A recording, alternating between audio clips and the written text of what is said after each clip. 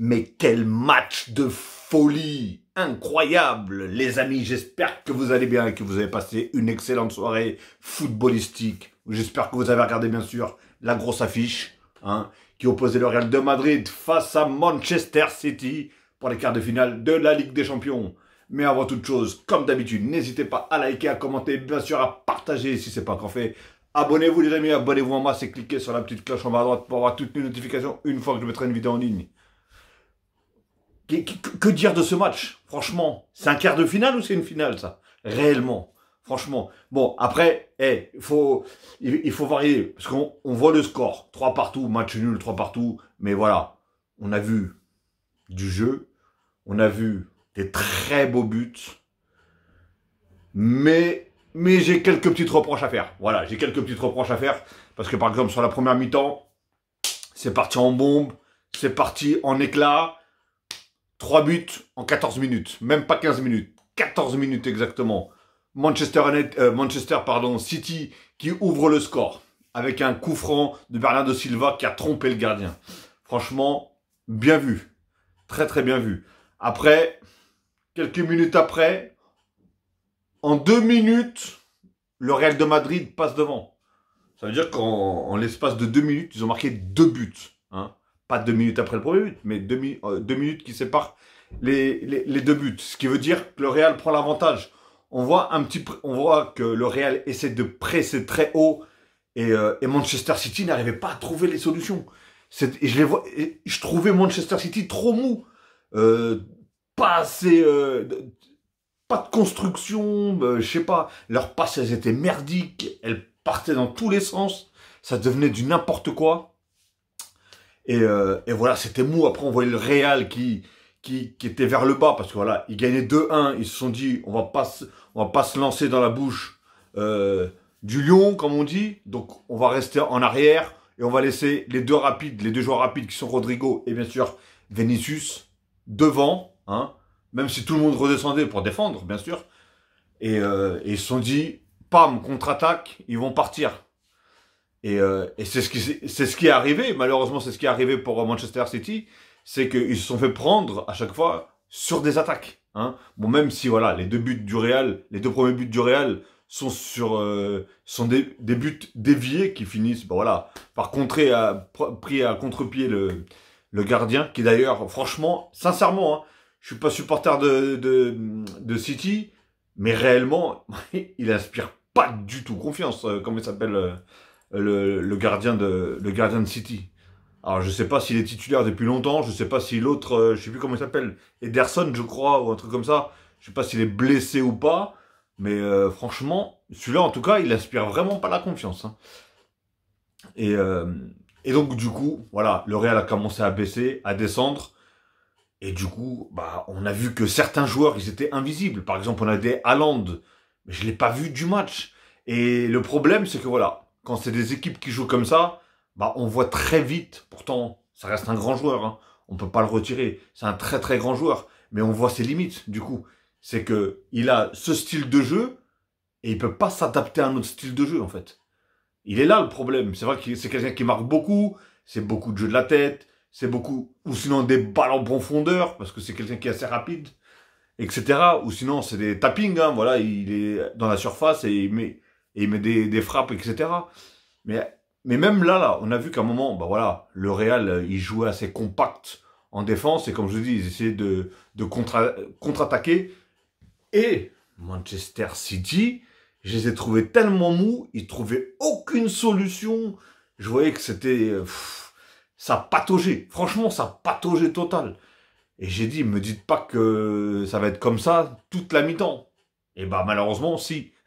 Ça a fini comme ça. Après, on a même Foden, un joueur que j'adore, franchement, un joueur que j'adore et que je trouve tellement fort, réellement.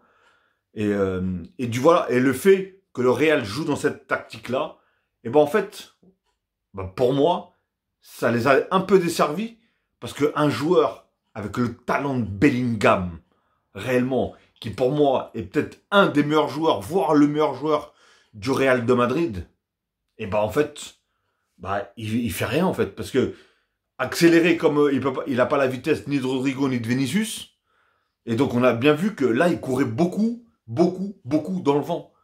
Parce qu'il essayait d'apporter offensivement, mais les autres, tellement ils vont devant, tellement ils vont vite. Et bah lui, il les rattrape pas. Et après, il est forcément obligé de redescendre pour défendre. Et on a vu qu'au bout d'un moment, HS. Et à force de jouer aussi comme ça, et en plus avec que 2 attaquants, hein. D'ailleurs, je me posais une question. Comment ça se fait que Vinicius, bah, je l'ai vu en pointe, hein. Personnellement, j'ai vu Vinicius en pointe, et j'ai vu Rodrigo à gauche. Alors, est-ce qu'ils sont déjà en train de former Vinicius en tant qu'avant-centre pour l'arrivée? Je sais pas, est-ce que c'est moi qui suis parano, je sais pas, mais peut-être pour l'arrivée de Kylian Mbappé, pour le mettre sur une des 2 ailes, mais je n'ai pas compris pourquoi ils ont mis Rodrigo à gauche. Mais d'après ce que j'ai entendu, certaines rumeurs de potes à moi qui supportent le Real et qui me disent, le gars c'est une tuerie quand il joue toujours à gauche. Quand il joue à gauche, c'est une tuerie. Alors que moi j'ai toujours vu jouer à droite. Et qui était vraiment pas mauvais du tout, hein. Mais qu'apparemment son vrai poste c'était gauche. Donc en fait, il y a que des gens qui jouent à gauche. Vinicius qui joue à gauche, Rodrigo qui joue à gauche, et là ils ont recruté Mbappé qui joue à gauche. Enfin bref, on n'est pas là pas là pour parler de ça. Mais voilà, en tout cas, on a vu des buts tellement magnifiques. Franchement, réellement, tellement magnifiques.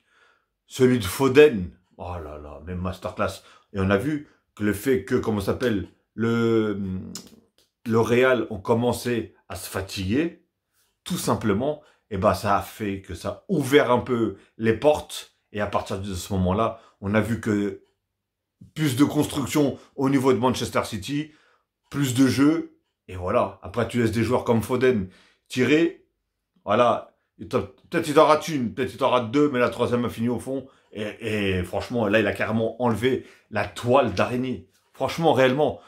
Franchement, je sais pas comment ça va se passer le match retour, là, mais ça va être une dinguerie. Franchement, j'espère en tout cas voir un match avec autant de buts, mais un match tout le long, pratiquement, un beau match. Parce que là, j'ai kiffé les 15, voire 20 premières minutes de la première mi-temps.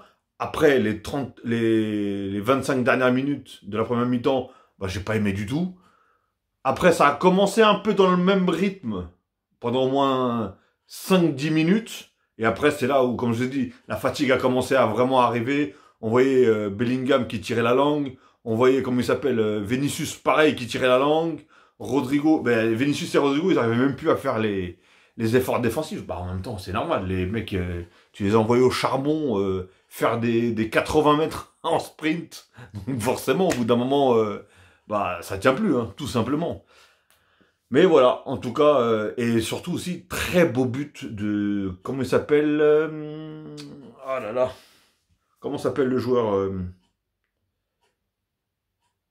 Valverde, pardon. Voilà, Valverde. Très beau centre. D'ailleurs, en plus, moi qui disais, je comprends pas pourquoi il sort Rodrigo, parce que j'ai l'impression que Vinicius est plus fatigué que Rodrigo. Mais il a laissé Vinicius, il a enlevé Rodrigo. J'ai pas compris pourquoi. Mais d'ailleurs, qui fait rentrer Brahim Diaz, mais moi je l'aurais fait rentrer déjà. Moi j'aurais joué comme ça en fait. J'aurais joué, si vraiment ils veulent mettre Vinicius en pointe, j'aurais joué Rodrigo à gauche, Vinicius en pointe et Diaz. Après, je suis pas un coach, hein, je pense qu'il connaît mieux son équipe que moi. Mais moi j'aurais fait ce système-là, en tout cas pour le Real de Madrid. Et d'ailleurs pour Manchester City, j'ai pas compris aussi. Mais comment ça se fait que tu fais pas rentrer Kevin De Bruyne? Kevin De Bruyne, comment tu le fais pas rentrer? Le gars, en plus, le dernier match qu'il a fait, il a fait une masterclass encore une fois, une passe D, un but magnifique. Et là, j'ai pas compris. Alors, est-ce que c'est par rapport à son système de jeu qu'il a voulu faire ça? Mais tu vois, c'est des joueurs comme Kevin De Bruyne qui peuvent apporter quand autant de défenseurs, enfin autant de joueurs jouent défensivement. Parce que comme eux, ils jouaient défensivement pour partir en contre-attaque, et bah franchement, un De Bruyne, techniquement, et lui dans les petits espaces, il sait jouer. C'est ce genre de joueurs-là qui savent jouer. Donc franchement, nickel. Et comme je dis, hein, Foden, faut pas le laisser, parce qu'on a vu que Foden, dès que ça commence à ouvrir, bon, on l'a vu plus sans jambes, parce qu'au début, en première mi-temps, je le voyais presque pas. Et je me disais même, pourquoi il le met pas sur l'aile droite lui aussi? Enfin, à droite, au lieu de le mettre en plein dans l'axe. Je comprenais pas. Et ça me rendait fou, en fait. Après, lui aussi, Guardiola, je pense qu'il est meilleur entraîneur que moi. Et même de loin. Mais j'arrivais pas à comprendre son système de jeu. Et même, ouais, pour De Bruyne aussi, je savais pas du coup, est-ce qu'il a un pépin physique? Dites-le moi dans les commentaires si, si vous savez, est-ce qu'il a un pépin physique? À un moment, j'ai cru entendre qu'il était en train de, qu'il allait s'échauffer. Non! Au début, j'entendais qu'il y avait des joueurs qui s'échauffaient, mais j'entendais pas De Bruyne encore. Je me suis dit, c'est pas possible. Le gars, il a un pépin, le gars, il a un problème. Ou est-ce qu'il faisait partie des joueurs qui avaient un carton jaune et qui, si au cas où il prenait un carton jaune, ne jouait pas le match retour? Est-ce que c'était peut-être ça? Je sais pas. Franchement, je sais pas du tout. Mais voilà. En tout cas, j'ai énormément apprécié ce match-là. 3 partout, franchement. 6 buts dans un match, tu peux que kiffer. Franchement, tu peux que kiffer. Même s'il y a une grosse partie du match où c'était, voilà, une attaque-défense, où ça attendait pour partir en contre-attaque. Et franchement, c'était mou. On voyait pas d'action, on voyait rien. Et franchement, pour moi, Manchester City aujourd'hui, ils ont joué à 10, réellement. Parce que Haaland, il a été complètement inexistant. Franchement, inexistant, malheureusement. Et Rudiger, lui, il était sur un canapé, hein. Un joueur comme ça qui bouge pas énormément, hein. Bah, pour Rudiger, c'est du pain béni, comme on dit. Franchement, le gars, il s'amuse. Et on le voyait qu'il voulait prendre le dessus à chaque fois. Il était là. Et lui, il kiffe. Il kiffe ce genre de joueur là, Rudiger. Il kiffe ce style de joueur comme Haaland. Ou est-ce que voilà, c'est des mecs costauds, des trucs comme ça. Et lui, il va vouloir jouer physique, forcément. Il a joué à Chelsea, hein, il a joué en Angleterre. Hein, donc forcément, c'est son style de jeu. Mais sinon, personnellement, j'ai quand même pas mal apprécié l'arbitre. Franchement, j'ai quand même pas mal apprécié l'arbitre. J'ai pas trouvé qu'il a fait des erreurs, des grosses erreurs. Non, franchement, perso, rien à dire. Bah, dites-moi dans les commentaires si, je sais pas, il y a eu quelque chose qui m'a échappé, mais en tout cas, personnellement, niveau arbitre, c'est très rare en ce moment, faut dire ce qui est.